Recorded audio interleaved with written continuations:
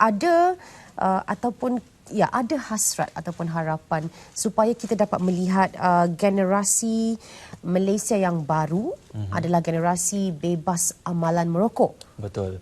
Dan ini yang perlu ditekankan kerana kalau kita lihat bahaya kepada merokok ataupun kandungan dalam kita kata tembakau dan juga amalan merokok itu juga sememangnya tidak bagus untuk generasi pada masa hadapan dan juga untuk generasi terdahulu juga, dan itu yang kita akan bincangkan bagaimana kita kata apakah amalan ini, yang bagaimana untuk membendungnya, bagaimana untuk merawatnya, dan apakah langkah-langkah pencegahan untuk mengurangkan amalannya itu dan juga kecenderungan terhadap amalan merokok itu. Ya, untuk itu kita ada tetamu kita sekarang ini Dr. Noor Ariana Hassan, Pakar Perubatan Kesihatan Awam, Unit Kawalan Tembakau dan Urustia FCTC Kementerian Kesihatan Malaysia. Apa khabar doktor? Ya, baik. Ya, doktor memang selalunya baik khabarnya.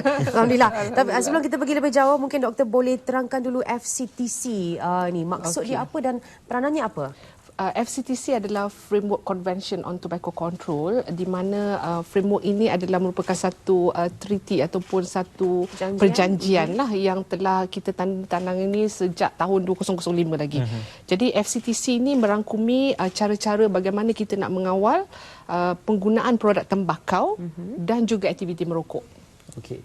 Dan dalam hal itu kalau kita kata usaha FCTC untuk mengawal kita kata amalan merokok dan sebagainya itu, apakah antara sasaran mengurangkan peratusan amalan merokok dalam kalangan rakyat Malaysia? Kita di bawah Kementerian Kesihatan ni kita mempunyai dua komitmen iaitu komitmen di Pertubuhan Kesihatan Sedunia satu dan komitmen di bawah FCTC tadi. Di bawah Pertubuhan Kesihatan Sedunia kita telah berjanjilah untuk menurunkan kadar peratusan merokok, iaitu peratusan rakyat Malaysia merokok sebanyak 30%. Baseline dia adalah 2011. Maksudnya pada tahun 2011 kita ada 23% rakyat Malaysia yang merokok, anggaran lebih kurang 5 juta orang. Jadi kita kena berhentikan mereka ni supaya kita dapat turun kepada 15% menjelang 2025. Itu yang sasaran kita kepada komitmen Pertubuhan Kesihatan Sedunia atau WHO. Manakala bagi FCTC tadi, framework tadi, kita nak mencapai apa yang dipanggil penghujung permainan atau kita panggil the end game of tobacco consumption. Apa kita maksudkan the end game tu, tak adalah kita kata nak capai kosong, tapi kita hendaklah mencapai sekurang-kurangnya kurang dari 5%. Jadi Kementerian Kesihatan Malaysia telah pun membuat analisa dan sebagainya, dan kita mensasarkan 2045 nanti rakyat Malaysia generasi sekarang ni supaya tidak merokok sehinggalah umur pada tahun 2045, berapa tahun daripada sekarang. Saya pun mungkin dah tak bekerja lagi dah. Kalau panjang umur tu insya-Allah lah ya, bahawa kita akan lihat pada 2045 nanti hanya sedikit saja rakyat Malaysia yang merokok. Itu kesasaran Green Lung yang dihasratkan itu? Itu sasaran yang kita panggil the end game. The end game. Dan ini saya sebenarnya cuba membayangkan bagaimana pengiraan ini dibuat ataupun anggaran ini dibuat. Kerana kita tahu dengan peningkatan usia remaja, maknanya kalau sekarang ni kita tak kira yang golongan kanak-kanak ni, satu masa mereka akan masuk ke usia remaja, dan inilah yang kita risaukan ni, golongan remaja ni yang mula nak mencuba, yang tengok trend dan sebagainya. Jadi maknanya kalau kita kirakan satu masa nanti kita dah turunkan sampai 15%, kita mengambil kira juga generasi baru yang akan semakin dewasa ni. Ya, sebab amalan merokok ni yang dah ada ni yang 5 juta ni. Yang kita nak pastikan mereka ni berhenti. Jadi untuk memastikan penambahan 5 juta itu tidak berlaku, mereka yang golongan kanak-kanak dan remaja di sekolah rendah, di sekolah menengah ni, kita nak pastikan mereka itu tidak memulakan sebarang bentuk amalan merokok. Tak kiralah dia rokok ke, rokok elektronik ke, curut ke, pipe ke, sebarang bentuk. Itu sebabnya kita berkonsepkan tadi generasi bebas amalan merokok. Jadi kita ada program-program itulah untuk memastikan mereka yang daripada sekolah rendah, sekolah menengah, even daripada sekolah tadika lagi, mula benci rokok, tidak suka rokok, tidak lihat, kalau boleh pun satu tahap nanti kita tak nak pun anak-anak kita, anak cucu kita ni lihat orang merokok. Masa zaman kita dulu, kita lihat orang sentil kan. Zaman saya lihatlah orang yang menyentil tu kan. Tapi anak-anak saya dah tak tengok dah benda-benda tu. Jadi kita harap generasi akan begitulah. Okey. Ada blueprint tertentu yang khusus maksudnya untuk generasi bebas amalan merokok ni? Kita letakkan konsep generasi bebas amalan merokok ini di bawah Pelan Strategik Kebangsaan Kawalan Tembakau di mana kita mensasarkan beberapa aktiviti kat situ. So kita ada aktiviti prasekolah bermula dengan prasekolah. Jadi kita akan menerapkan banyak program-program benci rokok, tak suka akan rokok, menjadi ikon kepada mak bapa atau ibu bapa yang merokok, ya. Dan kita juga ada program-program I am free di sekolah rendah dan sekolah menengah. Bagi sekolah rendah dan sekolah menengah, kita juga membantu mereka yang telah mula terjebak. Melalui pasukan pergigian, mereka akan buat saringan gigi dan pada masa yang sama doktor gigi ni bila dibuka je mulut dia dah tahu dah, dah boleh kenal dah pelajar ni merokok atau tidak dan membantu mereka untuk berhenti merokok. Di samping itu juga kami juga bekerjasama dengan Kementerian Pendidikan Malaysia bersama-sama dengan kaunselor sekolah untuk membantu mereka yang dah mula terjebak ni. Kita bukan nak kita panggil nak mendenda ataupun tetapi membantu mereka yang baru mula telah berjinak, telah terjerumus ke masalah amalan merokok ini, dan seterusnya kita juga akan pergi kepada institusi pengajian tinggi.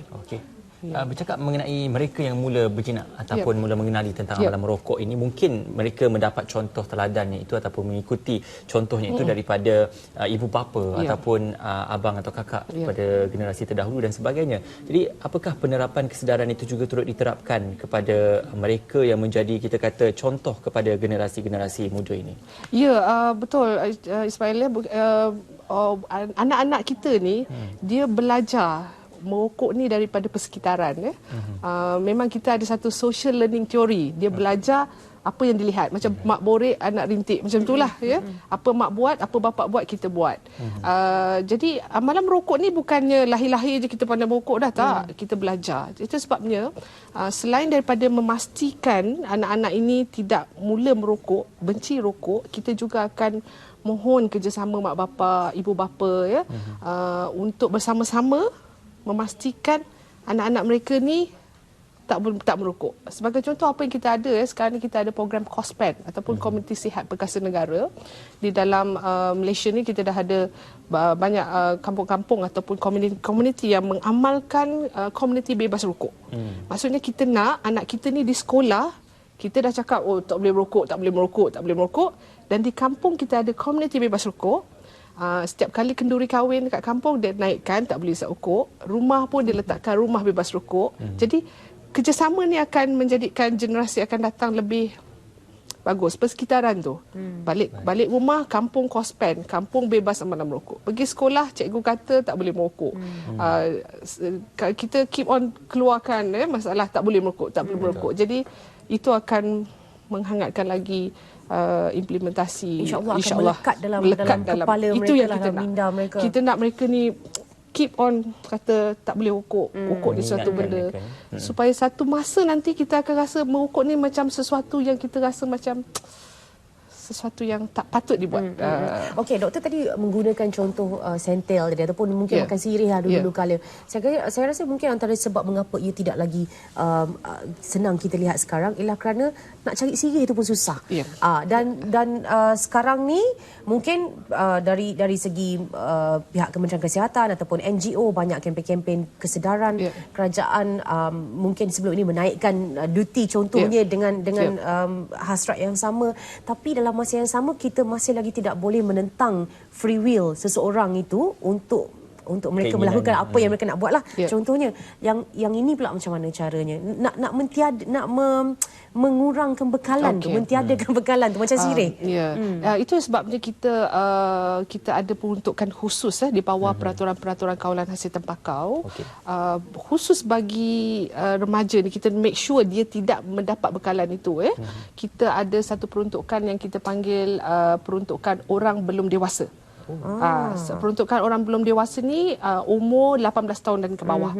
So kita ada dua peruntukan di situ. Kita ada satu peruntukan 13 dan satu lagi peruntukan 8. Di bawah peruntukan 13 ini, mana-mana orang belum dewasa 18 tahun dan ke bawah, jika dia memiliki, menghisap, memegang tembakau dan produk tembakau, maka dia menjadi satu kesalahan pada budak itu. Okey. Mungkin sebenarnya yang kita tahu tak boleh jual Tak boleh, saja. betul. Tapi pegang pun tak Pegang, boleh sebenarnya. memiliki Yang pun. memiliki isap apatah lagi lah, merokok Boleh tu apatah jadi lagi. satu kesalahan Ya, juga. katalah kita dapat dia pegang kepada budak 18 tahun dan ke bawah adalah salah.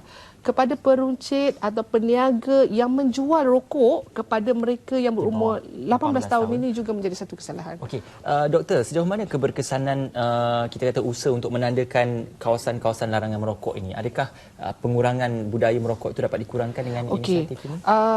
Sebenarnya apabila kita meletakkan di bawah satu lagi peraturan di mana tempat-tempat larangan merokok, ya, ia sebenarnya membantu kita panggil denormalization.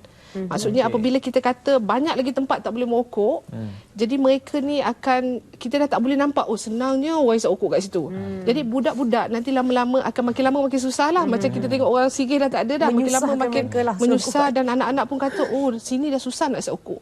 Oh saya tak bagus isap rokok. Oh sini pun tak boleh isap rokok. Oh saya tak bagus. Penat nak jalan jauh contohnya. Itu yang pendekatan, salah satu pendekatan yang kita nak buat apabila kita buat tempat-tempat larangan merokok. Selain daripada kita nak melindungi golongan bukan perokok. Okey. Okey, baik. Kita ucapkan terima kasih kepada doktor kerana memberikan kita perkongsian yang sangat menarik sebenarnya hari ini. Dan mungkin juga ini pula bahagian kita semua untuk sama-sama menyahut seruan untuk bekerjasama dan juga memberikan sokongan dalam masa yang sama juga orang kata melakukan perkara-perkara yang boleh bergerak seiring lah, sati sejiwa lah dengan hasrat ini. Terima kasih sekali lagi. Ya, terima kasih doktor. Sama-sama Sama-sama kita ke arah generasi bebas amalan merokok Malaysia selepas ini. Selamat